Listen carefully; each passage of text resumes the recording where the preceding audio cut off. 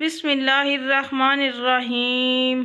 السلام علیکم ورحمۃ اللہ وبرکاتہ۔ دوستوں کیا حال ہے؟ امید کرتے ہیں ٹھیک ہوں گے۔ دوستوں اگر میرے چینل جنت.او وائس کو سبسکرائب نہیں کیا تو سبسکرائب کر لیں تاکہ ہر آنے والی ویڈیو آپ تک پہنچے، کیونکہ یہ میرا چینل آنسر پر مشتمل ہے۔ حضرت آدم نے اپنے تخلق کے بعد روح ملتے ہی سب سے پہلے زبان سے الحمدللہ کا لفظ نکالا۔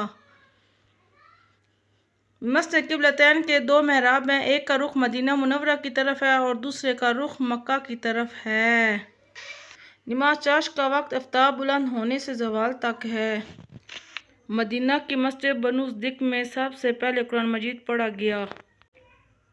جب آپ رسول اللہ صلی اللہ علیہ وسلم بیمار ہوئے تھے، اپنی جگہ پر حضرت ابوبکر صدیق رضی اللہ تعالیٰ عنہ کو امامت پر مامور کیا تھا۔ تیسرے کلمے کو کلمہ تمجید کہتے ہیں۔ خانہ کعبہ کا نقش حضرت جبرائیل علیہ السلام نے بنایا تھا۔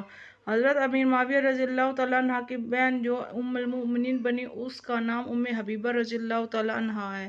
حضور پاک صلی اللہ علیہ وسلم معراج پر نبوت کے 5ویں سال میں گئے۔ جنازے کے پیچھے بیٹھ کر جو انسان ہنسے گا وہ انسان گنہگار ہوگا۔ دعائے خلیل نوید مسیح حضرت محمد صلی اللہ علیہ وسلم کو کہا گیا ہے۔ حضرت آدم علیہ السلام کی توبہ 20 سال کے بعد قبول ہوئی۔ قرآن مجید کی سورت میں ہر آیت پر لفظ اللہ آتا ہے، وہ سورت مجادلہ ہے۔ اللہ تعالیٰ نے جن کو آگ سے بنایا ہے وہ کئی شکلوں میں آ سکتا ہے۔ حضرت آدم علیہ السلام اور حضرت حوا علیہ السلام کی اولاد پیدا ہونے کی خاص نوعیت تھی، ہر بار ایک بیٹا اور ایک بیٹی پیدا ہوتی تھی۔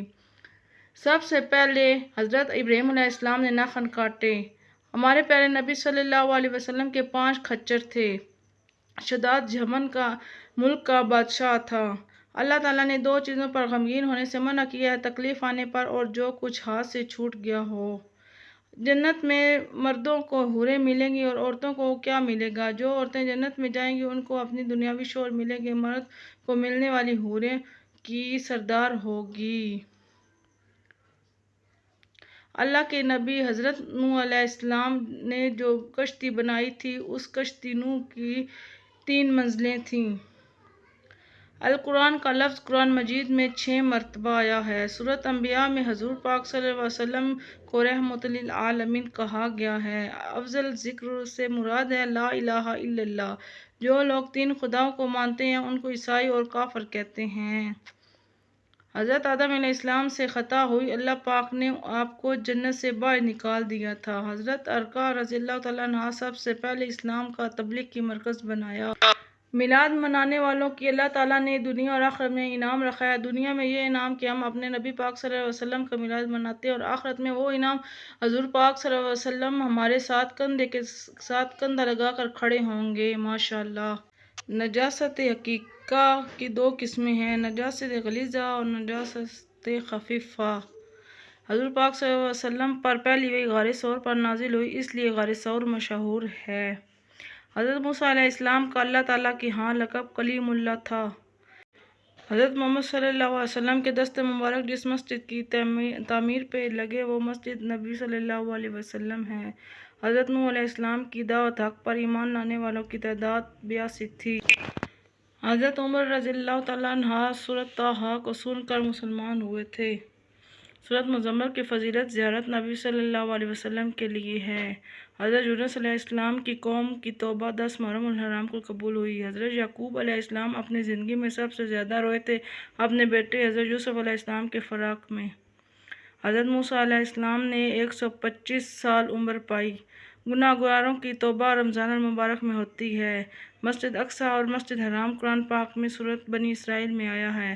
پاجامہ اور کنگھا حضرت ابراہیم علیہ السلام نے ایجاد کیا تھا۔ آپ صلی اللہ علیہ وسلم کے سب سے بڑے تائے کا نام حارث تھا۔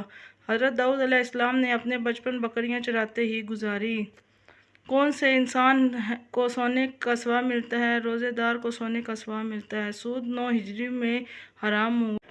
سب سے پہلے دشمن اسلام کا خون بہایا بن ابی وقاص رضی اللہ تعالیٰ عنہ نے۔ الہامی کتب میں تیسری کتاب انجیل ہے۔ بابل میں حضرت ایوب علیہ السلام کی عمر 93 برس لکھی گئی۔ قرآن مجید میں سورۃ توبہ کا مطلب معافی ہے۔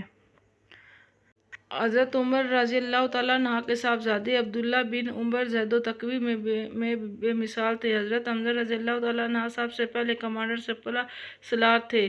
بنو غسان عرب کے شام کے ملک میں آباد تھے۔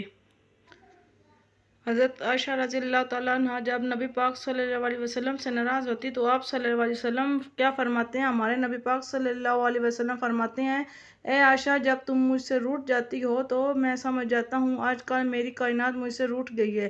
اللہ تعالیٰ کے پیارے دو جہان کے سردار حضرت محمد صلی اللہ علیہ وسلم اپنی بیوی کی ناراضگی پر ذرا خفا نہیں ہوتے تھے بلکہ ان کو مناتے تھے۔